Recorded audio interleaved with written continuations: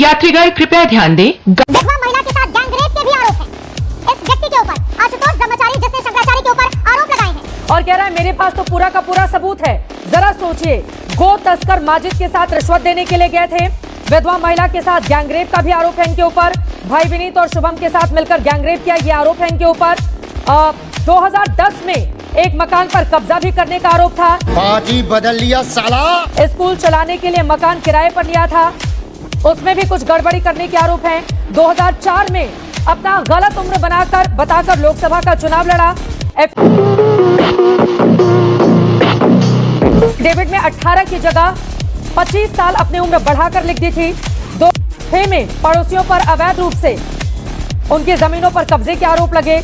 लखनऊ के थाना हुसैनगंज में ठगी का मामला दर्ज है। सरकारी नौकरी के नाम पर 3,30,000 रुपए की ठगी है। यूपी के अलग अलग थानों में 107 केस इस व्यक्ति ने दर्ज करा रखे हैं। गोंडा के एसपी नवनीत पर भी फर्जी केस दर्ज कराकर रखा हुआ है। अब बताइए, एक ऐसे व्यक्ति को लेकर जिसने शंकराचार्य है या नहीं है, कोर्ट जिस दिन कह देगा वो मान लिया जाएगा, महंत नवल किशोर दास जी। लेकिन एक ऐसा आशुतोष ब्रह्मचारी ये आरोप लगा रहे हैं शंकराचार्य पर, और आप बाबा लोग आ गए हैं इसके समर्थन में बोलने के लिए। मैं बड़ी हैरान हो रही हूँ। महंत नवल किशोर दास, आप तो इतने बड़े हैं, आप तो सनातन परंपरा का इतना ध्वज लेकर चलते हैं, आप कैसे इस आदमी का समर्थन कर सकते हैं?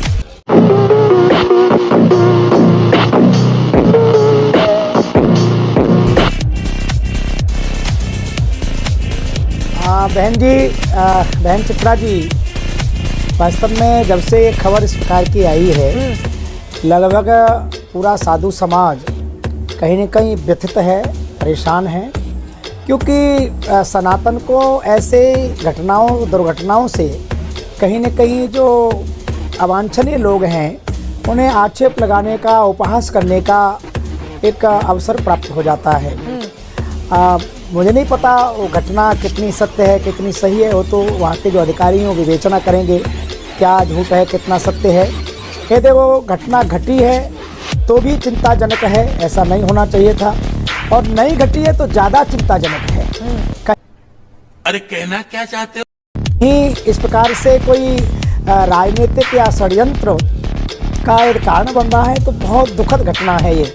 किसी व्यक्ति से आपके वैचारिक मतभेद हो सकते हैं, परंतु किसी के जीवन पर कोई लांछत लगाना मुझे लगता है बड़ा निंदनीय है।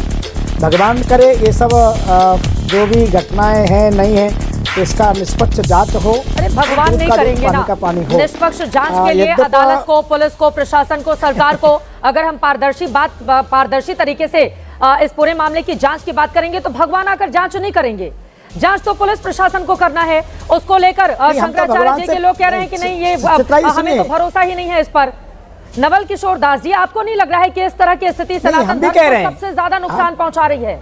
सबसे ज्यादा नुकसान पहुंचा रही है। और एक व्यक्ति शंकराचार्य पर आरोप किसने लगाए हैं? एक व्यक्ति न जाने कितने। मैं तो बस पढ़ रही थी, मैंने सोचा ऐसे लोग भगवा चोला धारण कर लेते हैं और आप जैसे लोग आकर खंडन क्यों नहीं करते हैं? Good question, you are a good question. जिसके ऊपर इतने आरोप लगे हो वो आदमी बैठकर अपने आप को संत साबित करता है, और ऐसे लोगों को बाहर करना चाहिए साधु संत समाज को। बात आपने नहीं सुनी, पूरी बात सुनिए। नहीं, आशुतोष नाम का कोई व्यक्ति वो साधु भी है, हमें संदेह है। साधु होता तो इस प्रकार का आवंडन नहीं करता। मैं तो पहले कह रहा हूँ, चल झूठ। मैं केवल इतना कह रहा हूँ कि साधु के जीवन में उसका चरित्र ही धन होता है। चरित्र के अतिरिक्त हमारे पास कुछ नहीं है, और चरित्र में कहीं धक्का लगता है तो साधु जीते जी मर जाता है। इस प्रकार की जो घटनाएं, चाहे वो, मैं फिर कह रहा हूँ कि हमें इसमें राजनीतिकरण भी कहीं न कहीं लग रहा है कि लोग छदम राजनीति लाभ लेने के लिए भी कुछ कर सकते हैं। यदि ऐसा है तो बड़ा चिंताजनक है, क्योंकि कुछ पूर्व में जो घटनाएं घटी उन्हें देख करके पूरे समग्र साधु समाज को किस प्रकार से अवांछनीय लोगों ने अपमानित किया, वो चिंता का विषय है। ये चिंता का विषय है, लेकिन चिंता दूर कैसे होगी? साधु समाज को ही आगे आकर, हालांकि मामला कोर्ट में है, कोर्ट शंकराचार्य जी को लेकर क्या फैसला करता है ये देखना महत्वपूर्ण रहेगा। लेकिन एक ऐसा व्यक्ति, आरोप लगाने वाले व्यक्ति को दर्शक जाने कि उसके ऊपर किस तरह के आरोप लगे हैं। लेकिन सुरेंद्र राजपूत जी, अब आप लोगों को भी राजनीति करने का मौका मिल गया है क्या शंकराचार्य के बहाने, कि घेर लो सरकार को, अपनी राजनीति को आगे बढ़ाओ उनके कंधे पर बंदूक तानकर? सुरेंद्र राजपूत जी,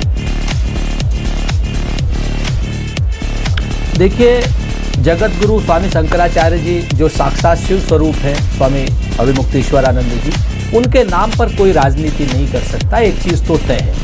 लेकिन हाँ, उनके खिलाफ जो अन्याय हो रहा है, अगर उसका प्रतिकार राजनीति को करना है तो हम करेंगे, क्यों नहीं? ये बड़ी अच्छी बात कही आप। करेंगे हम। क्या नाम, स्वामी शंकराचार्य जी को हम अकेले छोड़ दें? जो सनातन धर्म का के खिलाफ पाप कर रहे हैं, उनका तो सहयोग सब लोग कर रहे हैं, लेकिन जो सनातन धर्म को बचाने के लिए बैठा है, उससे पूछा जा रहा है कि तुम शंकराचार्य हो कि नहीं। ये सरकार, सत्ता के लोग और जिन जिन लोगों ने भी परम पूज्य स्वामी शंकराचार्य जी को कालनेमी कहा है, जो आपका सवाल है ये तो उनसे पूछा जाना चाहिए कि भाई तुम लोग राजनीति क्यों कर रहे हो। तीन शंकराचार्य ने जिसे शंकराचार्य बनाया, उसको एक कोर्ट की 3 लाइन लेकर के शंकराचार्य जी मानने से आरोप नहीं, क्या नाम, मान रहे हो। और जो आरोप शंकराचार्य की पदवी के ऊपर यूनानी नहीं लगा पाए, हूर नहीं लगा पाए, शक नहीं लगा पाए, कुषाण नहीं लगा पाए, मंगोल नहीं लगा पाए, यवन नहीं लगा पाए, मुगल नहीं लगा पाए, खिलजी नहीं लगा पाए, तुगलक नहीं लगा पाए, उतना नीच, निंदनीय और घृणित आरोप आपने शंकराचार्य जी के ऊपर लगा दिया। शाबाश बेटा, बहुत बढ़िया। ये सवाल तो उन लोगों से पूछा जाना चाहिए ना जो लोग राजनीति कर रहे हैं। हम तो अन्याय के खिलाफ खड़े हैं और अन्याय के खिलाफ हम राजनीति करेंगे। लेकिन मामला दर्ज करने का आदेश तो कोर्ट ने दिया है सुरेंद्र राजपूत जी।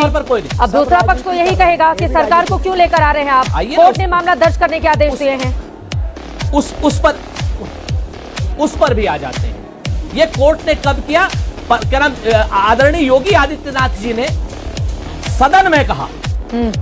योगी आदित्यनाथ जी ने, भारतीय जनता पार्टी ने सदन से बाहर कहा उनके खिलाफ। योगी आदित्यनाथ जी की सरकार ने कुंभ के मेले में उनको अपमानित करने का प्रयास किया। सरकार ने माघ के मेले में उनको अपमानित करने का प्रयास किया। चित्रा जी, ब्राह्मण बटकों की शिखाएं तोड़ी गई, ब्राह्मण बटकों की शिखाओं को किया गया है, ब्राह्मणों को इस तरीके से अपमानित किया गया है। जिस तरीके से अखाड़े तय क्यों नहीं कर लेते महाराज जी? मामला तो इतने लंबे समय से, अखाड़े भी तो राजनीति कर रहे हैं ना। आप क्या ना अखाड़े तय करेंगे? नवल किशोर दास जी अखाड़े तय क्यों नहीं कर लेते? बवाल ही खत्म हो जाता ना फिर। अखाड़े तय कर ले, बता दें तीनों शंकराचार्य जिनको लेकर विवाद नहीं है वो तय करके बता दें वो क्यों सनातन नुकसान पहुंचा रहे हैं। अगर आपको लग रहा है कोई नकली व्यक्ति आकर शंकराचार्य की पदवी पर बैठ गया है, अखाड़े तय कर देना। इतना विवाद आप लोग को नहीं लग रहा है? आप लोग कितना नुकसान कर रहे हैं जिस धर्म का चोला पहने हुए हैं आप? नवल किशोर जी सुनिए सुनिए सुनिए सुनिए चित्रा जी, बोलिए महाराज जी, बोलिए बोलिए। स्वामी वासुदेवानंद जी का और स्वामी स्वरूपानंद जी महाराज का, स्वामी स्वरूपानंद जी महाराज का और वासुदेवानंद जी का, दोनों का पहले से कोर्ट में लंबित है। दोनों लोग कोर्ट में गए और जब कोर्ट बीच में आ जाएगा, कोर्ट अखाड़े को पूछ के निर्णय नहीं करता है, अखाड़ा तय करता है कौन शंकराचार्य। महाराज जी, राम मंदिर का मामला कोर्ट में था, आप लोग मान रहे थे कि राम मंदिर वहां पर नहीं है। ये तो मान रहे थे ना कि राम मंदिर अयोध्या में ही है। कोर्ट को तय करने दो। जाकर राम जन्मभूमि पे पूजा अर्चना कर रहे थे ना, जाकर वहां पर सारी चीजें यज्ञ आहुति दी जा रही थी ना। ये तो माना जा रहा था ना कि राम जी का जन्म वहीं पर हुआ है। कोर्ट का जो भी फैसला है, कोर्ट का फैसला बाद में आया, आप लोग तो पहले से मान के बैठे थे। तो क्यों हिला डाला ना?